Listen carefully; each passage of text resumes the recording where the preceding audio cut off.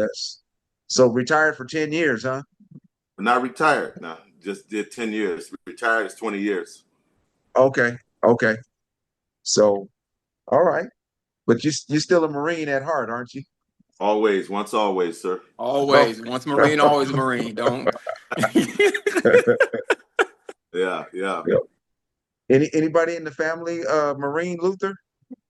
Nope, we got Navy, Air Force, and myself Army. Okay. No Marines, no Marines. No Okay. jar, You say Yeah. what? no jarheads. No, but I'm in the PSYOP regiment, and and that is a multi branch MOS and job. So when I tell you I've done joint missions with some of the greatest military personnel, and they were Marines, some of the sharpest and some of the most intelligent men and women I've come across to help complete the mission. So I have the utmost respect for all my military service members, but my Marines, yeah, I'll go to bat with one of them any day. Like it was incredible to work with them in that capacity. I tell people all the time, there's brotherhoods and there's fraternities. Hmm. The fraternities, each branch, we make fun of each other and we poke fun at each other. But the Yeah, brotherhood of being in the military, when it comes down to it, we have each other's back. And that's how I let people know there's fraternity and there's a brotherhood. We poke fun at each other on social media, we make fun of each other's isms and things like that. But when this country calls on us, all that goes aside, we make sure we complete the mission to protect the borders of our country. And that's one thing I just love about what we have, as a military community. So I thank you for your service, sir, and and it's an honor to speak with you tonight. man. Semper Fi, sir. I echo the same thing, man. It's an honor to be here, and it's an honor to be, you know, uh, under the voice of a commander. Praise God. Thank you. Yeah. Yes. So we're going to go ahead and get started. I'm going to introduce the video series. And for everybody, welcome to the Community Father video series. In every community, there are men, often quiet, often unseen, who are carrying wisdom and discipline and purpose. These are the men whose lives have the power to light the way for those feeling lost, disconnected, and discouraged. Through the Community Fathers video series, we're sitting down with these everyday leaders to uncover the habits, the mindsets, and the strategies that help them lead their families and serve their communities with strength and conviction. I'm your co host, Michael Hodges, community father, and I'm joined by my brother and friend, Luther Hall, husband, a father, local basketball phenomenon, and a dedicated leader in the armed forces.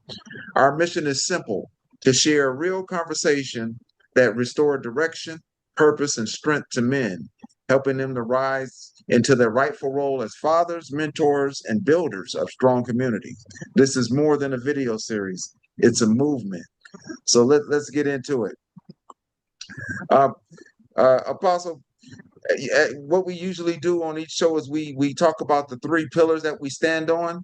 So I'm going to talk about the three pillars, and Luther's going to chime in as well. So we just want everybody to know where we're coming from. So first is the solution-oriented mindset, which means that we don't talk about problems, we don't blame. We take ownership and we lead forward. We believe that strong communities are built by men who reframe problems as opportunities for growth. We take personal responsibility for change. We ask forward thinking, constructive questions. We stay grounded in faith and optimism. And we stay committed to growth, which is a continual learning. Luther, you have anything you want to chime in about that? Absolutely. And anybody who's watched our series before knows exactly where I'm about to go. As a commander, that's one of the foundations I judge my leaders on. I understand we're going to have problems and hurdles that we need to jump. Just like you so eloquently put, are you coming with me with just a problem, or are you coming with me with potential solutions that we can to solve this problem and we can brainstorm together? So that's one of the things I judge my leaders on within my company.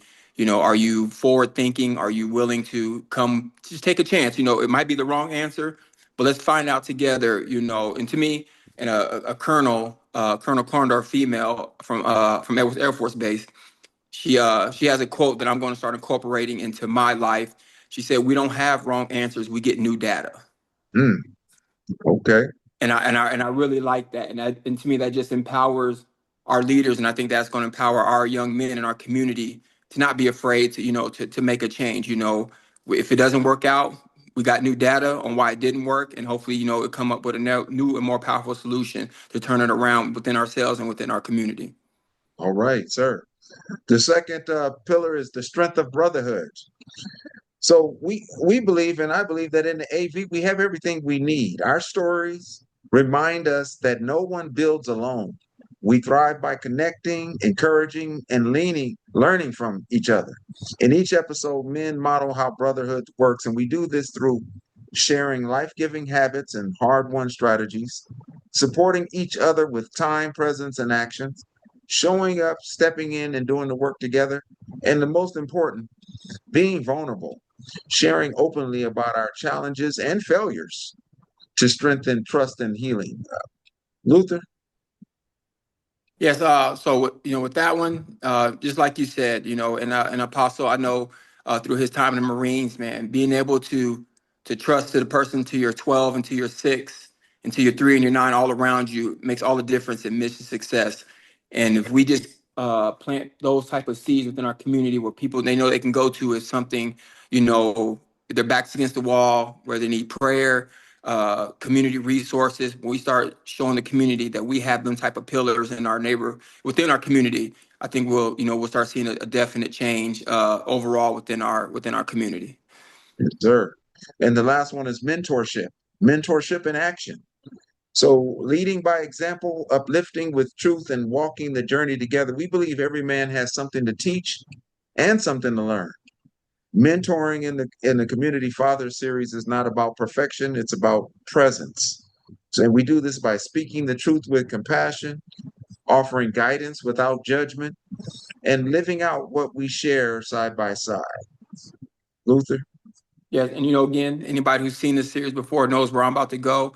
I want to break the stigmatism and the thought process that mentorship is always young to old. Being an adult mentoring a kid. You know, Mentorship comes from your apostles, your bishops, your pastor, grown men dealing with grown men situations, and just getting mentorship from somebody within your age group, or that's walked a path that you're on. And I just want to break that thing that you're never too old to be mentored and to be taught and to be and to be led, and to stay hungry and to stay humble and be willing to take nourishment from the ear. Man. So let's get into it. Let's talk. Let's talk. We're glad to have Apostle Ron Smith with us. And for I've been knowing him for about 3 years, 4 years now. And I was always trying to come up with a nickname for him, and I haven't found one that stuck, even though I even offered the suggestion to him to be the Marine Apostle. But because the Marine is really who he is, inside and out, from top to bottom. He's a Marine through and through, and it comes out. And whenever you're dealing with him, even when you listening to him teach or preach, you can hear the Marine in him, and in the way that the perspective and the view that he takes, even in the spiritual realm.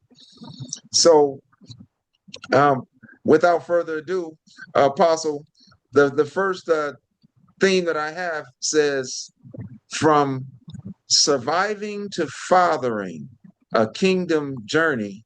But it also talks about out of the projects and into purpose.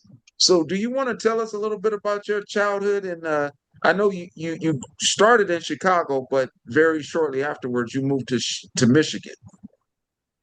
Yeah, my mother moved from Chicago, took us from Chicago. I mean, that's when I say us, meaning my brother and I, um, from Chicago to Michigan, a small town called Muskegon, Michigan. After her and my father split up, she wanted to make sure we were in an environment that we wouldn't get impacted by the environment, possibly getting into some gangs or whatever the case may be. So she decided to get us out of the the city environment into a small town environment. And there we were. I think I was about 8 years old when we relocated. We stayed in initially with my aunt or her aunt, which is considered my great aunt, and eventually from there we moved to the projects. The projects, is like most projects in the communities. There's a family unit there. You got young men. We all got the same similar background, single mothers. So you kind of develop a bond and brotherhood in the hood. Got involved in sports real early. Started Mhm. football around that age, and got hooked up with a very very solid football coach. He was very intense. So when I met him, um, he had a strong level of discipline, which brought a lot of uh, the manhood out of me as a kid. Uh-huh. Uh, Development, because that was the first time I really had a disciplinarian in my life, Uh-huh. from male perspective. So starting there with the football coach, everything began to blossom from there. He was very strict on all of us Okay. growing up. Dang it. So things started developing there. That's the first pattern of discipline I started to learn from that football coach. Okay. Tell us a little bit about growing up in a single parent home and the mindset shaped by survival and responsibility. And while you're talking, I'm actually going to show some pictures of you when you were really young. Right. Growing up in a single parent's home, it's kind of one of those mom uh, taking care of five kids, because later I had three sisters that came forth. So it's five of us at that point. Growing up in that environment. Mom was again single mom. She actually she raised us. She was on what they call at the time AFDC. We call it welfare, but uh, it was AFDC, aid to the families and dependent children. Um, she made sure food was on the table 24/7. We had some feast of famines moments, and she really, really just established that strong motherhood and nurture in us as kids. And it was a, I would say, an atmosphere where we really grew up and bonded, meaning my two brothers and my brother and my three sisters, because we didn't have the same father. Looking at these pictures, man, it looked like you guys were well taken care of, man. She got you here in a little suit and everything. Well, And, uh-huh. Go no, ahead. no, actually, my grandmother bought me that suit. Okay. No, my grandmother, she bought me that suit. I used to go visit my father, who stayed with my grandmother at the time. And I remember going to Chicago to visit one summer, and she bought me that suit as This well as. this, this is your father right here, right? Yeah, that's my father. That's my dad. That's my Oh dad. yeah. Yeah, that's my pops right He there. he clean he cleaned up real nice. Yeah, yeah. He was one of them Chicago brothers, super cool dude. You know, Uh-huh. that he always starched them jeans. Uh-huh. He had them shoes almost spit shine polished, and them jeans creased, and that was his thing. Every time he dressed.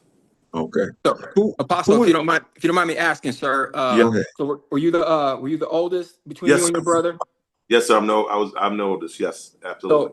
So my follow-on question for that is like, what did you feel any obligation or a natural sense of, being that male role model for your siblings within your house and helping your mom out? And, I know you spoke when your football coach really brought some discipline. Did you take some of that and bring it to the house and help your mom with the structure and, making sure your siblings that you helped with your siblings as they grew up?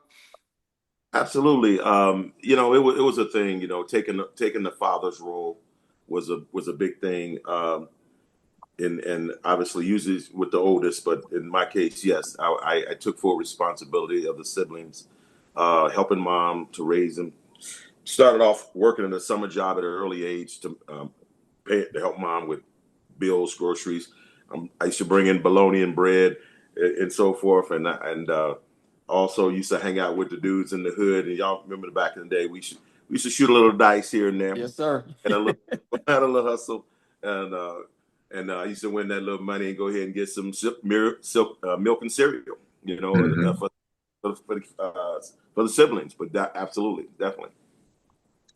So one of the things I noticed is that you, I actually wrote it down. It was a quote because you said you took to contact sports. You found a real love in contact sports, and one of your quotes was you love breaking collarbones. Yes, yes, yes. I was real aggressive. I was real aggressive as a kid. I loved physical contact. I used to knock face masks and knock helmets off people, and it was just a common thing for me, even as an 8-year-old kid. I was very physically built, and very strong as a kid. And so when we used to have that head up contact, I tell you that I can go back home now. And they say, and one guy said, "Man, I remember when you knocked my helmet off my head." And but I was just physical. It was something that I enjoyed, just making that contact and everything. Yeah. Same thing in boxing. I was the same way in boxing, and as well as wrestling. Yeah. Honestly, when I saw your pictures of you as a little kid, I thought to myself, if I was his age, I'd be scared of this guy right here. Well, they used to have my nickname was Rockhead. Rockhead. Yeah, Rockhead. Joe Rockhead. Y'all remember the Flintstone? Yep. Cartoon? Joe Rockhead. That's what they called me in the hood. Everybody had a nickname in the hood. Absolutely. My nickname still is Joe Rockhead. When I go back home, they say, "What's up, Joe Rockhead?" I say, "What's up?" Yeah. I had that big head, big square head, and I was just a physical kid, man. That was Yeah. just Look at that scowl on your face, man. You look like you ready to beat somebody up right now. He's looking like, if you don't hurry up and take this picture so I can go about my business. yeah. Yeah. So it wasn't too long afterwards that you let's see, you joined the Marines, right? You saw it as a way out. Yeah, I was a I would say below average student in high school. I didn't Mhm. have no thoughts of college. I think if we had a better football program, and I didn't know that they existed until later, a lot of us as athletes in the hood would have probably went further. We were very talented, a very talented football team. Uh, Mhm. and I think if we really been groomed for collegiate level and education, we probably would have did better. But my point of it is the alternative was me for the Marines. I wanted to do something. And just like the commander mentioned, I had a desire to set an example, and I wanted to show my siblings that it was more to life than what we were experiencing. Okay, I even as a kid in grade school, I was real fascinated with military books and pictures, and I used to read about John F. Kennedy and PT 109, and I was really fascinated about. Him being in the military and how where it's written that he saved his men in a when a boat sank, and so I was really intrigued by this story, and so I used to daydream in school in junior high, not junior high school, excuse me, grade school, and I used to draw warplanes. I used to draw warplanes and American ships and Mhm. just show that there's the conflict between the Japanese and American ships, man. And I was just a thing as a kid, man. And little did I know, I didn't know I was going to have a desire to join the military. It was just something that was already, I believe, being embedded in me as a Mhm. kid. And man, I decided to join the Marines. I was one of the things that was big for me joining the Marines. I heard about how intense they were and tough they were, and there was a statement made that you shouldn't go there. You shouldn't go to the Marines. They use a term. My brothers say it's a white man's organization. You shouldn't go. You should go to the Army where the brothers are at.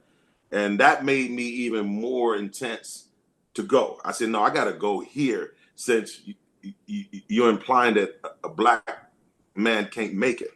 So it motivated me to go there. even more because I wanted a challenge and I needed that challenge. And so, yeah, I had my mom and my dad side. I was 17 years old. I went to the recruiting station, passed the test. My mom had to sign, and then my dad, they had to mail the form to my dad to Chicago. And Mhm. he called my mom. He said, you sure this is good? He wants to do this. She said, let him go. That's what he wants to do. Let him go. So my dad had to sign as well. So they both was, contributed to me, you know, getting in there and raising my right hand. Yes. So, could you tell us about your relationship with your father? Well, I had a good relationship with my dad. Uh-huh. I used to go visit him. My brother never went. I used to catch the. I was on an unaccompanied minor. I would always get on the Greyhound every summer, and unaccompanied minor. You know, where you get on the bus. They had to have a chaperone or whatever keep an eye on you, and I would land in the downtown Chicago. Take that Uh-huh. 4-hour bus ride, land in downtown Chicago. My dad would be waiting for me, and so we would go and hang out. And I stayed at my grandmother's because at the time he stayed with my grandmother and my grandfather. So we would hang out at huge park called Ogden Park in Chicago. Uh, just hung out. We did that's the degree of fathering I had. Just I would say more of the emotional relationship that I had with my dad. Not real instruction in terms of discipline or Yeah. discipline. Just an emotional relationship. I always had an emotional connection with my dad. Is he still with us? No, he actually went on to be with the Lord about 3 years ago.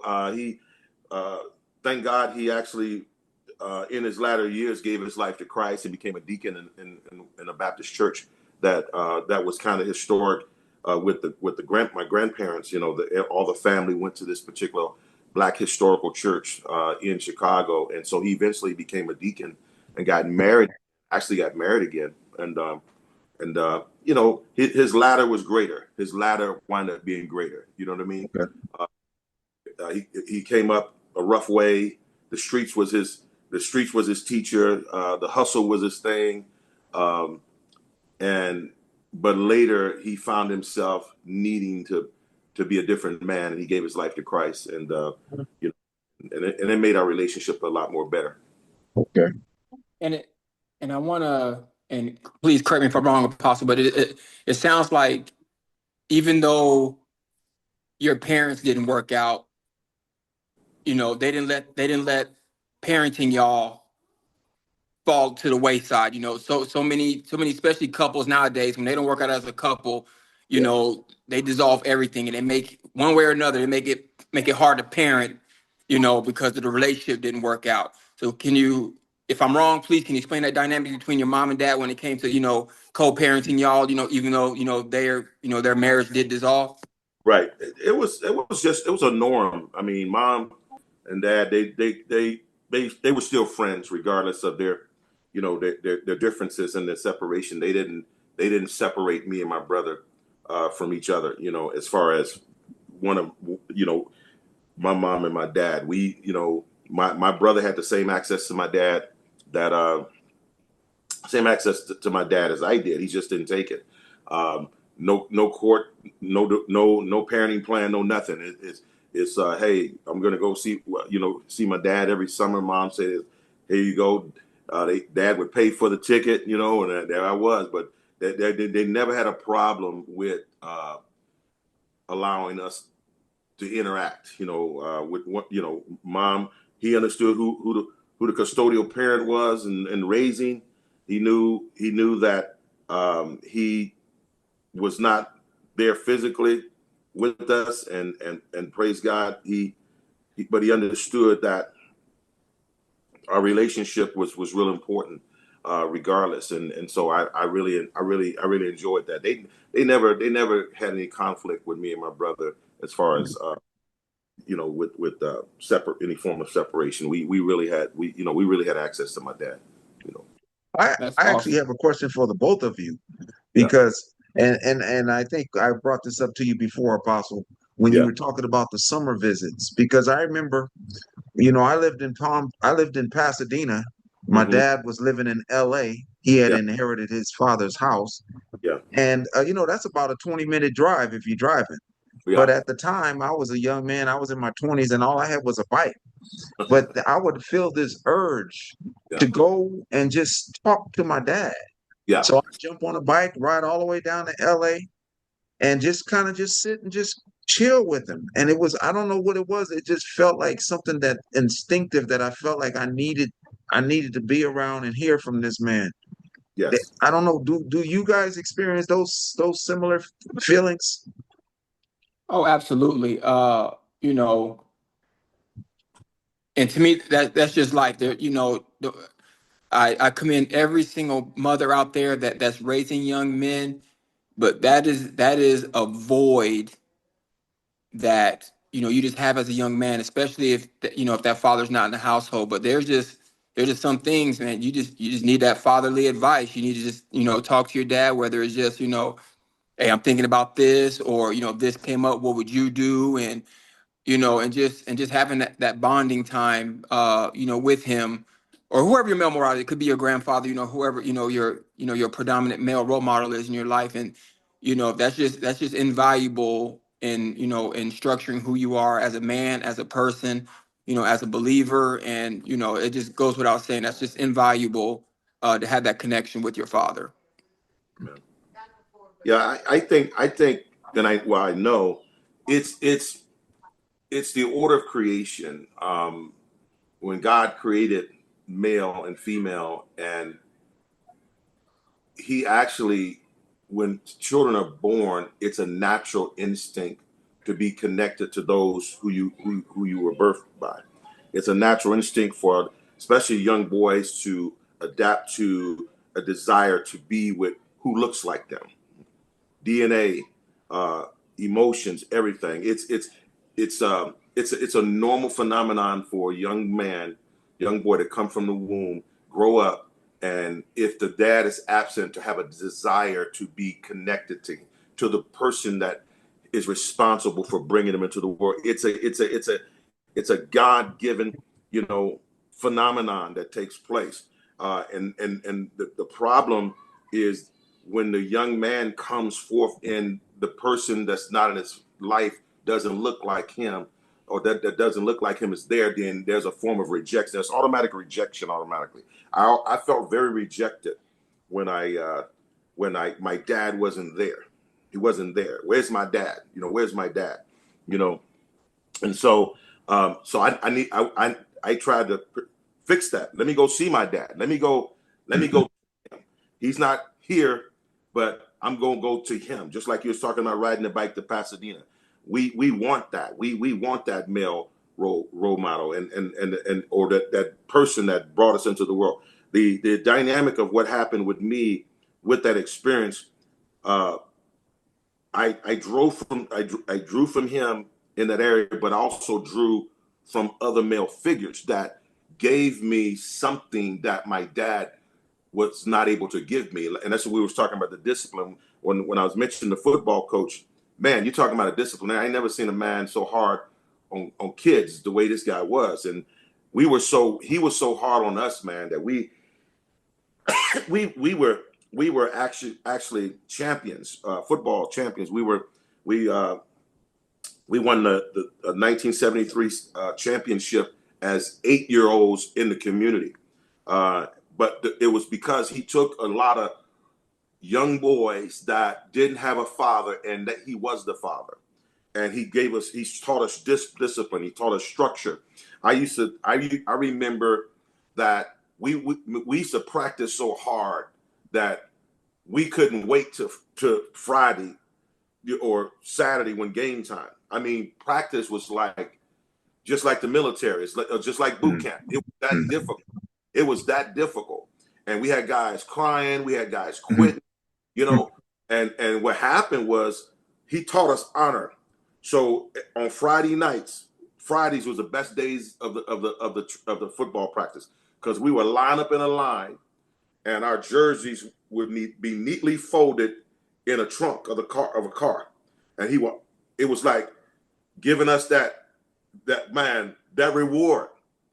You were it was like This is what you earn after what I took you through all week. Wow. Man, I'm telling you, man. So he was already grooming me for the Marines. I mean, we lined up, and it was an honor to get your jersey, man. That was an honor to get that uniform. Yeah. You know? And he taught. That's what we learned that. And you didn't disrespect that uniform, just like the military. You don't disrespect your uniform. So he was already grooming me for something that I didn't know I was getting ready to step into. You know? Mhm. Yeah. You know, that's the first time I heard that story, Apostle. And Yeah. you know what? Listening to that, he very well did Yes, he did. prepare you for the Marines, because that making you earn and Yes. putting you through that, and Yeah. then presenting you that uniform as almost like a award. Yeah. He set you up beautifully for the Marines. Yes. And I tell you, man, you didn't disrespect that jersey. I'm telling you, man, that jersey, you wasn't sloppy in that thing. You because we got to wear them to school, and you bet you got everybody knew who we were. We were the East Park Panthers. I was in grade school. I went to school called Martin Luther King Jr. Elementary school, Uh, and man, I'm telling you, man, everybody knew who we were when we walked in the hallways. And your jersey was clean. It was pressed. It was, and we had white pants, and they were, look. It was a blessing, man. I just remembered that it came to mind when we talked when you posed that question. Yeah. And I'm gonna tell you right now, Apostle, the best part of your story is, and I don't know if you felt it, but the smile and the pride on your face, as you went down memory lane Yeah, and reminisced on, and the discipline and the love that coach gave you, how he set you up, to join the Marines. Like, that lets me know that, you know, you really cherish that time in your life, and it's still with you. And it was just an honor to hear that story. Like I said, because you can just see the immense pride and the great nostalgia that was on your face and in your voice as you told that story. So yeah, I personally thank you for sharing, because like you just saw it and you just heard through your voice, sir. yeah. Amen, amen. that set us up beautifully for the next question, basically, which was, who were the male mentors in your life? And you basically spelled it out. It was Yes, it was the coaches, yeah, and then I believe you said you had some mentors in the military. You want to yeah, tell us about that? yeah, yeah. When I I was don't a mean young, I don't mean to I don't mean to interrupt, and I'm sorry. Before you get going, Apostle, because it just popped in my head. I just want to commend you for, you said it, and it really I just realized what you said. You said, uh, even though your dad wasn't around, you hmm made the choice to go see him, hmm and that is an option that a lot of young men have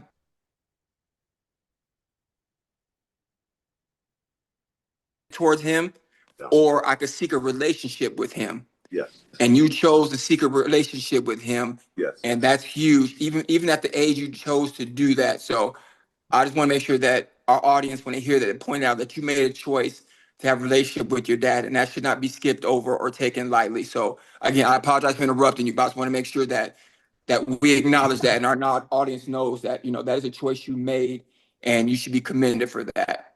yeah. Amen. Yeah, thank you so much. Yeah, Yes, I sir. I had going to the question that Michael asked in reference to mentorship in the Marines.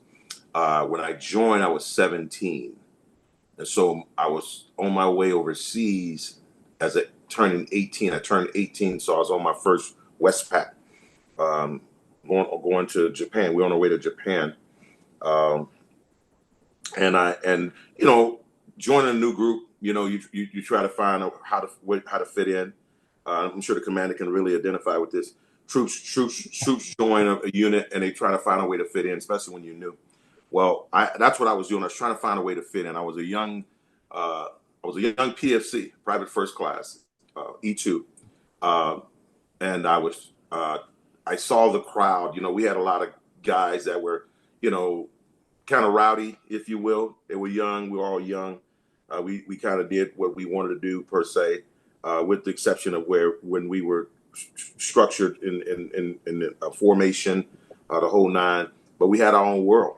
So I was on the ship, and I ran into this bodybuilder. He was a corporal. He was an E4. He was a white guy, just clean cut guy, man, high and tight, man, looked like a poster guy, Marine, you know. And he started talking to me, pulled me to the side. He said, you know, young PFC, he said, you got great potential. He said, but you only got one problem. He says, you hang around the wrong crowd. Mm. He said, if you square yourself away, he said, I can guarantee you when you coming back overseas, you'll come back as a corporal. Now I was only an E2. So the pump was 6 months. You go overseas, we go to Japan. That's kind of your base station. And you go to Subic Bay, the Philippines, Korea. You know, Hong Kong is a port we go into, and so forth, where we go hang out for liberty. So he was telling me if I squared myself away, I can move from E2 to E4 in 6 months. That's what he told me. And so I took his advice.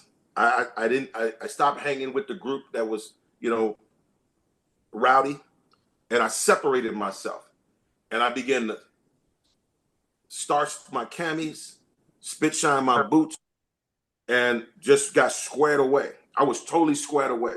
I mean, when you came in formation, man, I was snapping pop. You know, the way I looked, the way I dressed,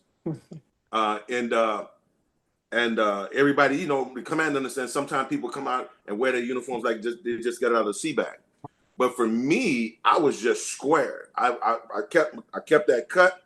Boom. I was and I used to take initiative and lead formation runs. I could sing cadence real well, and so I would get out there singing that cadence for the company, if we go on a platoon run. I took that initiative. Because they used to call me Smitty. You know, we'd be running, and all of a sudden they say Smitty. When they say Smitty came on the side and start singing that cadence. I started singing that cadence. I could sing that cadence, and we go on them death runs. You know, Commander, know what I'm talking about. You go on them death runs. Woo! And you had to have some wind and some endurance to be on a death run and singing. And singing, yes, absolutely. Singing at the same time. You're leading. So I'm an 18-year-old kid leading 25 and 26-year-old men, you know, 30-year-old men. And here I am, this kid, who's this kid can sing like this? I mean, the same thing in marching. I can blow some cadence like a DI. As an 18-year-old kid now. And so it brought attention to me. They said, okay, this guy's squared away. He's on time. He know his stuff. He know how to lead men. So I got promoted time and grade. Commander, know what I'm talking about. When time and grade is time, now it's time for you to go to the next rank. So I got promoted to E3 time and grade. Well, a month later, they sent me in front of a meritorious corporal board. In other words, it was a meritorious board, and they sent like 20-some guys up, and me and this Puerto Rican guy, we were the youngest two on the board, but on that board, and me and his brother, you know, we just stayed squared away. I mean, we took total pride in how we looked compared to everybody else, how we conducted ourselves. And man, I'm telling you, we went in front of that board, and, you know, Commander, I'm talking about, there's a board of officers and senior enlisted, and there's a board of officers and senior enlisted, and they give me these prac questions. They run them off. Give me the code of conduct. Give me who's the commanding general of 1st Marine Division, who's the first commandant of the Marine Corps, who's you know, and so you got to be squared. You got to be squared. So I was real good with my bearing, and I was always able to make good eye contact, and I would spit those answers off. Man, I tell you, once that board was done, me and that Puerto Rican kid, man, we finished 1 and 2. So I got meritorious promoted. So I went E4, just like that corporal said. I squared myself away. I took the initiative. They put me in front of a meritorious corporal board. I left the United States as a PFC E2 and came back an E4 in 6 months. In 6 months, just like that. 6 months. And so it was just evident that it was and the commander can understand it. It was evident that leadership was very natural for me. It was very, very natural for me just to lead, for me to, understand what, like the commander was saying, you begin to understand leadership traits and leadership principles. I believed in them. I Yeah. still believe in them. Your 14 leadership traits and your 11 leadership principles. The mission of the Marine Rifle Squad to close with and destroy the enemy by fire and maneuver and repel the enemy's assault by fire in close combat. These things I learned, and it was a part of who I was. And I didn't take it for granted. I believed in what I was doing. I believed in serving my country. I didn't join the Marines for a GI Bill. I didn't join the Marines because I wanted to get away from home. I joined the Marines because I was committed to what I was doing for my country. And that picture, what you just showed, that was me I was a duty non-commissioned officer as a sergeant holding the guideline of weapons company, 3rd Battalion, 6th Marines. And so, but yeah, that was it for me, man. That was it for me wholeheartedly. Yeah. It sounded like you knew good instruction when you heard it. Oh, yes, When, sir. when he My came and soul. told you that, you heard, not only did you hear it, you believed it, and then you started walking in it, Yes. and Yes. it paid off. You Because watch this. Now I'm a corporal like him now. He's an uh-huh. E4. The guy that told me this was an E4. So I'm a PFC, and instead of him, holding his knowledge, he gave me knowledge. He gave me insight. It was almost Yeah. like Elijah talking to Elisha. Got Hmm. it? Mm. Yeah. Yes, sir. Wow. That's good. I like to hear. I like that. Yeah. So he evidently he knew what he was talking about because he probably had done the same thing. Sir. Yes, sir. Yes, sir. Yes. And you know what? I believe that that's our job as men. We Yes. have a responsibility to walk this road the right way, Yeah. but then to instruct those coming after us to do the Yes. Absolutely. Absolutely. same. Pay the Yes. price. I, Pay the price. And Uh-huh. teach others that they pay the same price. And absolutely. that's what Jesus said. The work that I do, greater work shall you do. The same suffering that I gotta hit is the same suffering that you are going to be a partaker of. But you're going to share my glory with me. That's the same thing, man. That's the same dynamic right there. I totally agree. I think the worst knowledge in the world is the knowledge that's not shared. Yes. So, Apostle, tell us about salvation. When did that happen for you? Because I know that happened initially in the armed forces as well. Yeah. I had already did 2 tours overseas. I've been on 2 West Packs, and then I got sent to North Carolina with 3rd Battalion, 6th Marines because I did 2 West Packs with 3rd Battalion, 1st Marines at Camp Pendleton, 1st Marine Division.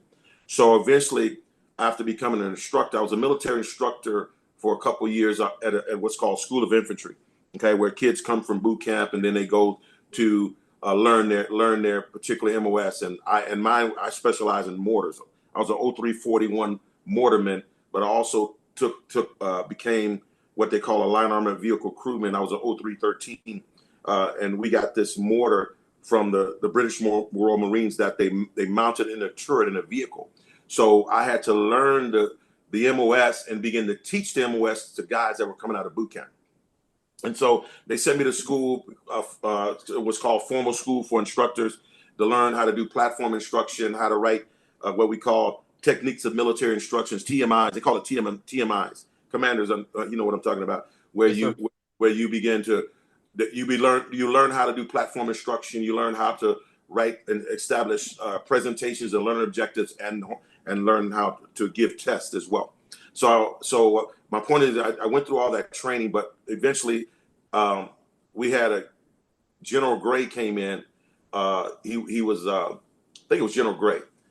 He didn't like this West Coast, East Coast Marine mentality, so he made all the Marines that were on the West Coast come to the East Coast. And all the Marines that was on the West Coast go to the East Coast. So we got orders. You got orders.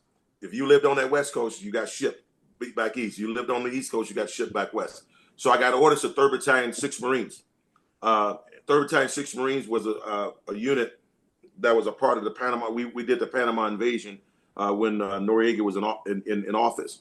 But going back, we I got saved when I went overseas for the third time in Japan, and I just wondered one day.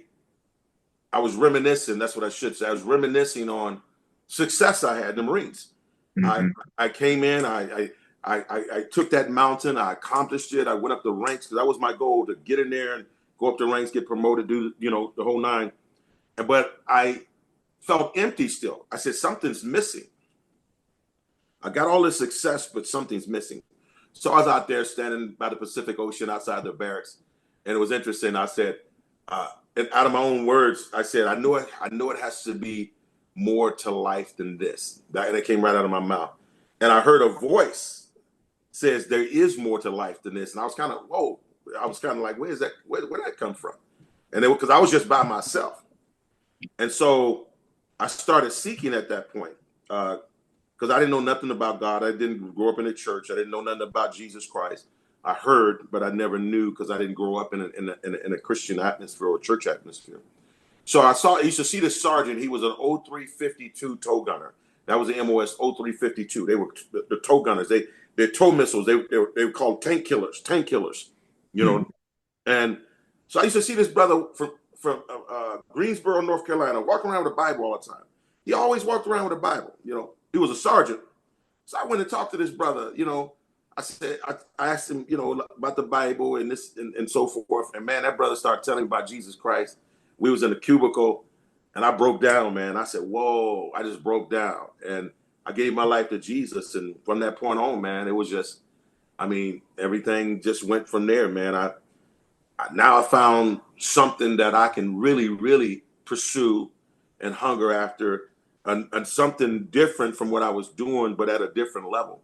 And it made me even more of a sharper Marine because I wasn't doing the cussing that the Marines, that's custom for Marines. I wasn't running the streets in Kenville. That's Kenville was in Jackson, where you go out in town and going to messing with the women in the bars and stuff like that. I began to set this example as a Marine sergeant, what it looked like to be a clean cut Marine that served God, and showing that you can serve God with all the extra. You can serve God with all you ain't got to go late, because the Marines is just like a commando. Each military branch, there's a culture. There's a culture: drinking, women chasing, you name it, rowdy, whatever we would. That's what. But once Jesus got a hold of me, I began to be an example to young men that you can love Jesus and be a Marine. And I really started setting the example then. I really started shining there, because it kind of like, who's this sergeant that has this glow and walks in the spirit of excellence? Not a profane thing comes from his mouth. He's not running and drinking with us. He's not in the clubs like we were. We are, and yeah, and it was a group of us. It was just a group of non-commissioned officers that carried. We squared away. We just squared away. That was saved. That knew Jesus. Yeah. It sounded like, and the topic on my little notes here says, when the fatherless meets the father. And then it started seeming like you were being fathered. What made you straighten up? Um, what made me change was the relationship that I began to develop with the Lord Jesus Christ. Uh-huh. Um, and that shifted me from what I was doing into what pleased him when I began to learn about him and study and it wasn't a holier than thou mentality. It was a lifestyle change that I learned that what we were doing was not what God wanted us to do and how He wanted us to be. And so I started learning that. All right. Can you tell us a little bit about marriage and how did that go for you and having children? Well, yeah, initially, marriage went well. Initially, because when I got saved, my wife got saved. I was 21. She was 19. Well, we got married. I was 21. She was 19 at the time we got married, but we wasn't Christians then. But when I gave my life to Jesus, I was so excited. I shared it with us. Look, I gave my life to the Lord Jesus, and eventually she did. Matter of fact, she sent me my first Bible. I was still overseas, and she sent me my first Thompson Chain Reference Bible. Mm. Thing. And it went well initially. The marriage went well. I came back from overseas. We were full-fledged believers. We were going to church. We were living in Jacksonville, North Carolina. But eventually she began to fall away. She began to fall away from the Lord. And at that time that I didn't understand why, because once it's just like once you're a Marine, you're always a Marine. So once you're a believer, you're always a believer. That was my mentality. Once you get saved, you saved. You know what I mean? It's the same mentality. So I didn't understand. I said, what's going on? And so that became I would call it Achilles heel, because I spent more time trying to help her recover than focus on my walk as a son of the kingdom. And so I did. So eventually that I spend more time trying to fix the marriage than following God. And that's where my downfall was. Yeah. So all the energy and all the effort began to be in her then instead of the things of God. And that led to me eventually giving up on God and again putting all this energy into the wife. And eventually we wound up divorcing. And so I really now I'm really just feeling bad because I turned my back on God to try to save my wife, help my wife, and it didn't work. The marriage didn't work. We wound up divorcing years later. I stayed convicted, married to her, because I was one of those guys. Like I said, I was very dogmatic. If this is the way it's supposed to be, this is the way it's supposed to be. And so no matter what was going on in our marriage, I just wouldn't quit. But eventually she filed for divorce. And eventually, this is after the Marines, out of the Marine Corps. She filed for divorce, and eventually, through it all, I got custody of my kids. I wound up getting sole legal custody of the children. Mm. Yeah. Yeah. Yes. So you ended up getting you had what? How many? You had two, right? Yeah, I had one son and one daughter. I had a son when I was in, and my daughter was born a month before I got out. Mm-hmm. And that's interesting because I got out trying to save the marriage. My plan was to do the 20 years. I Mm. was a recruiter in Azusa, California. I was on special assignment, Okay. and I was on a recruiting duty up in Azusa, California, which is outside of LA. And I was still trying to work on this marriage. I was being successful in recruiting duty, but I had this issue with my wife that I was still trying to fix. I given up on God because I spent all this energy. Here we go again. I spent all this energy trying to fix this marriage, and not knowing the degree of first God deals with you, then He deals with your home, but He has to deal with the man. It's an order that God has to deal with. He has to deal with the man, and I remind myself that a situation I did the same thing Adam did. Adam focused on his wife when she ate of the forbidden fruit instead of his responsibility as a man. Now, real briefly, going back to the situation with the wife, it just all fell apart at that point, and we eventually got divorced. She divorced me. I never divorced her. She divorced me, but I got blessed with the kids. My son was 8 and my daughter was 3. And then your kids eventually got into sports? Yeah, we were living. I mean, we eventually moved from California to Phoenix after I got out. After we moved here. The divorce happened here in Arizona where I'm at. We actually after all the stuff, the drama and everything the kids went through, I turned to what I knew. I knew sports. I knew football, and to find a way for them to cope with what they were dealing with in the absentee of their mother. So I created a football team. they were. I took all the kids in the neighborhood, came out of my own pocket, and created this football team in the neighborhood. Almost similar to what we, I'm almost reliving what they did. Those the coaches in my hometown did. Got Uh-huh. all the project kids and created a team. Well, I did the same thing here in East Phoenix, and my daughter was a cheerleader, and my son was a player, and that's what we did. We started a football team. Yeah. So this you guys right here? Yeah, that's my team. Later, this was my son and my daughter. That team was years before this team. This team was a ladder team because I went through Okay. years. I went through years and years of coaching after that. Okay. I think I got some of those older pictures. Yeah. Yeah. Let's see. Let's try here. Yeah, here's some. What about this? Yes, absolutely. That's Okay. one of the teams I coached. My son is number 24. He was a running Okay. back up. My Uh-huh. daughter, my daughter's down there on the third to the left, if you Okay. will. Okay. Yeah. So you got back into coaching because of your kids, right? Yes, sir. Yes, sir. Okay. Then if there's the Raiders.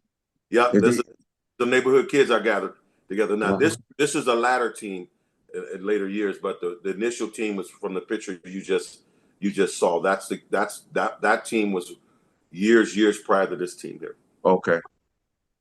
And then And these.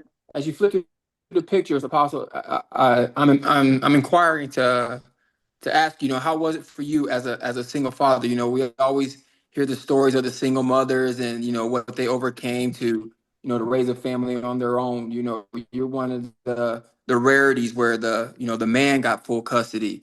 Yeah, Can you give us some insight on that and some of the challenges you faced and yeah. just what it was like to be a single father? You know, like I said, raising a man and obviously raising a young princess. Yeah. Well, it, you know, getting the kids was a happy and sad occasion. I was happy because I had got them, but I was sad because they were losing their mother.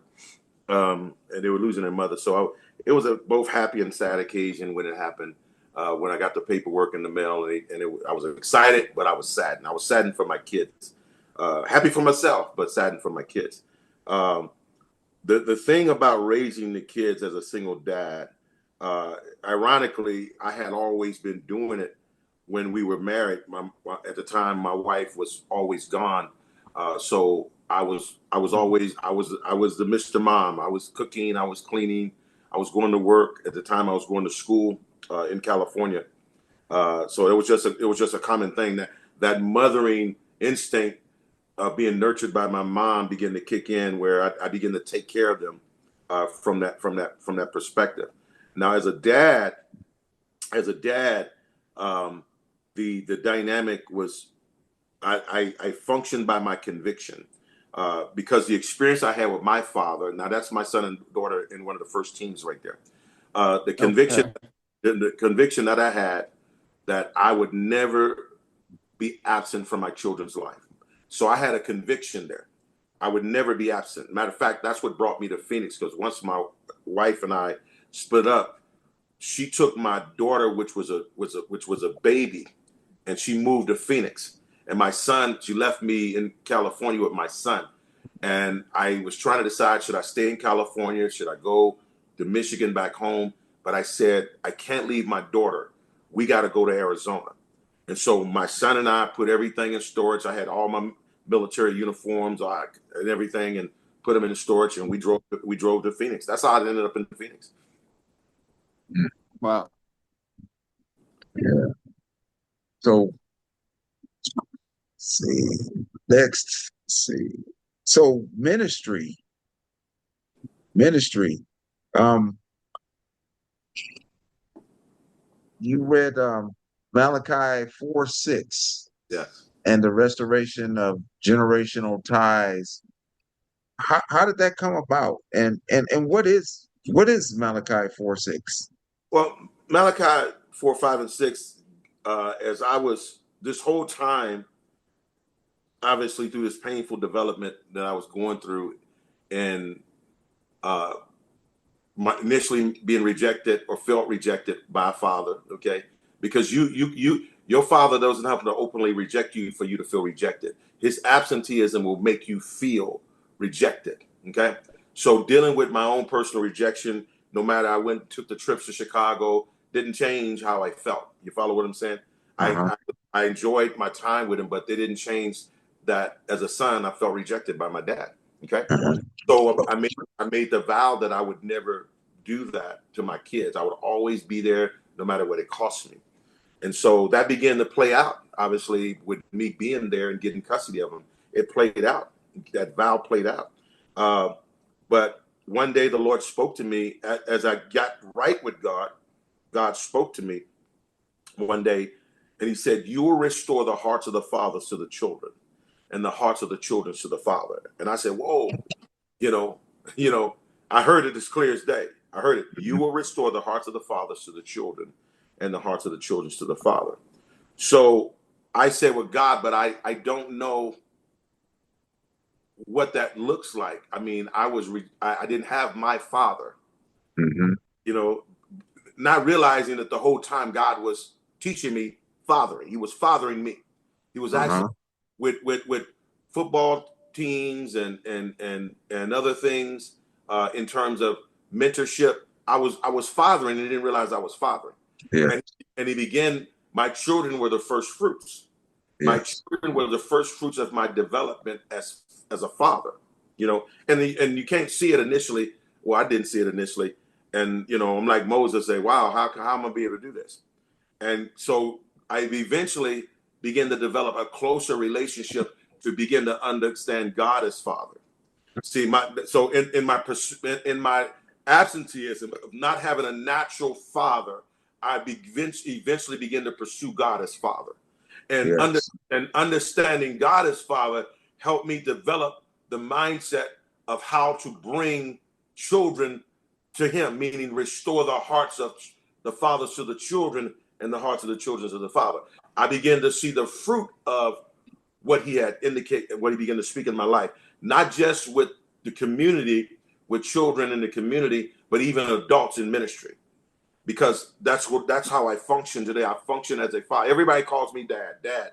You know, and my children became very accustomed to it. They say, "Well, that's my dad."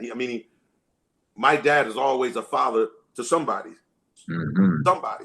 And so my kids were, they have always been used to other people, even grown folks, they calling me dad, reaching out, "Hey, dad, can I talk to you? Hey, dad." And I treat them no different than I would treat my own kids.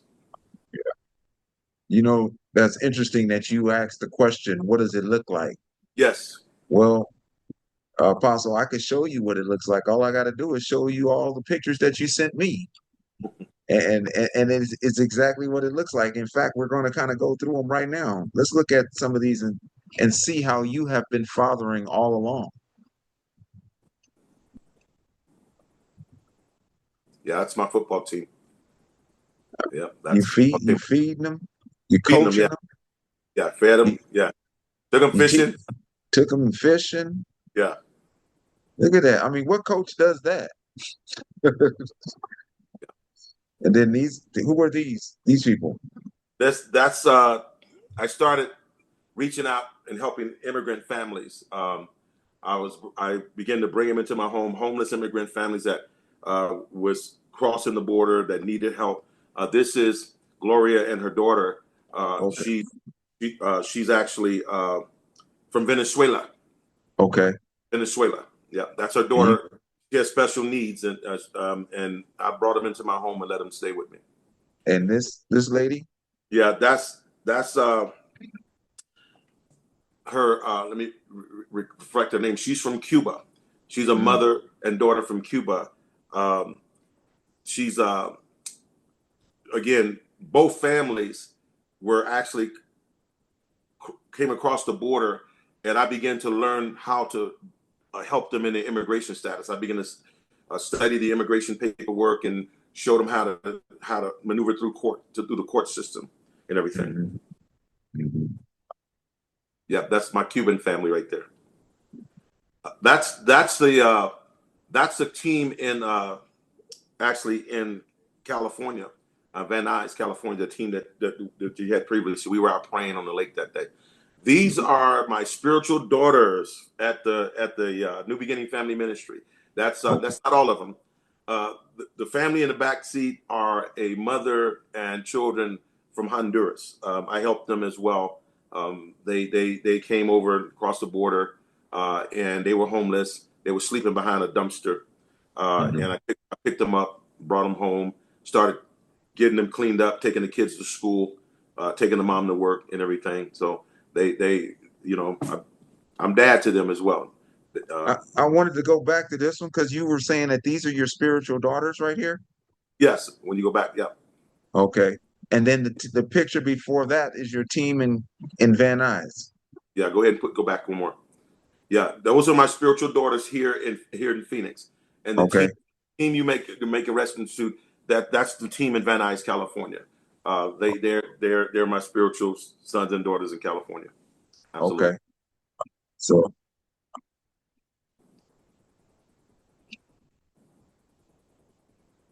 Matter of what's fact, going on? matter of Uh-huh. fact, I'll go back next week. I'm going next Thursday. What's going on here? That's a family evening meal at St. Vincent de Paul. Matter of fact, you can see the family from Venezuela. I didn't even realize they were in this picture. Wow. That's when I first met them. I met them at St. Vincent de Paul. They were homeless. They crossed the border, and I helped them. Other the others are part of their family as well. Okay. I took in Gloria and her daughter, and the other family went up north. Okay. I didn't realize that she was in that picture. Wow, amazing! Look at God. And they keep in touch with me. They let me know they're fine. We're Uh-huh. doing, yeah. They keep in touch with me.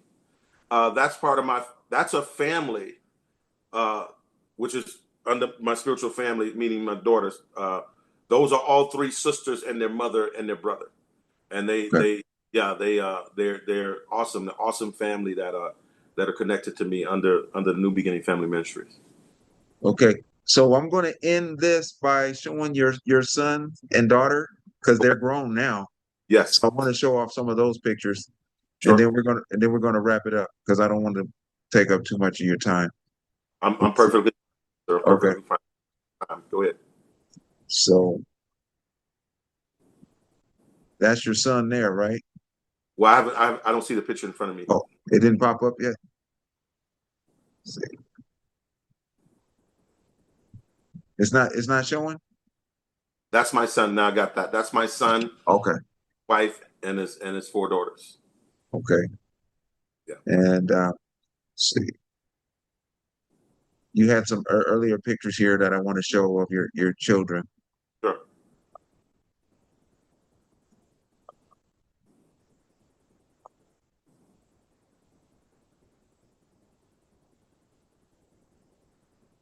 Let me know when you see them.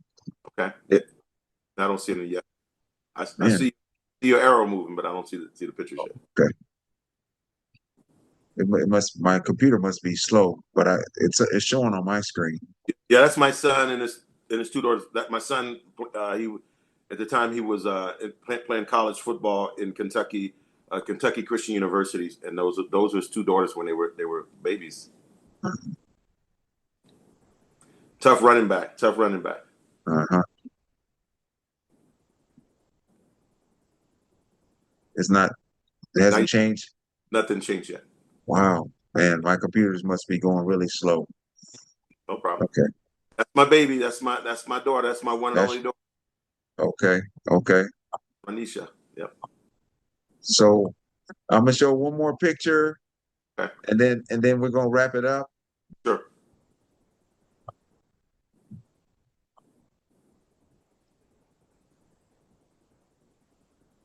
No, I don't know. Maybe I see. I got to stop doing that.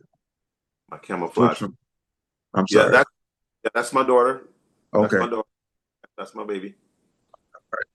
My baby. Yep, that's her. Yeah.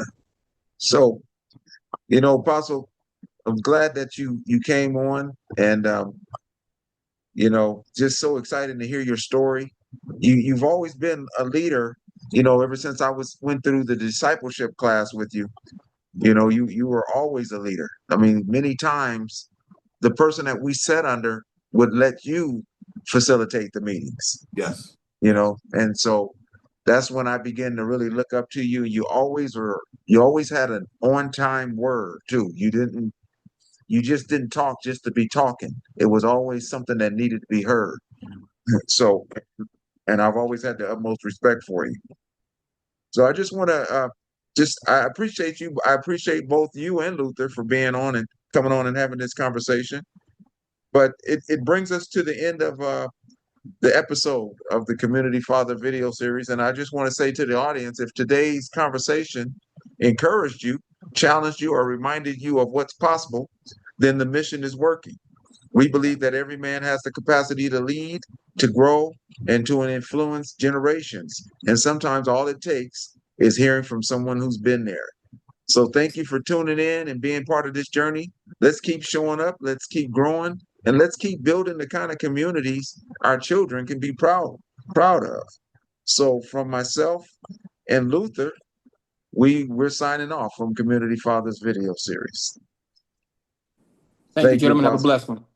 Have a good night, All guys. right. Thank you, gentlemen. Have a good night.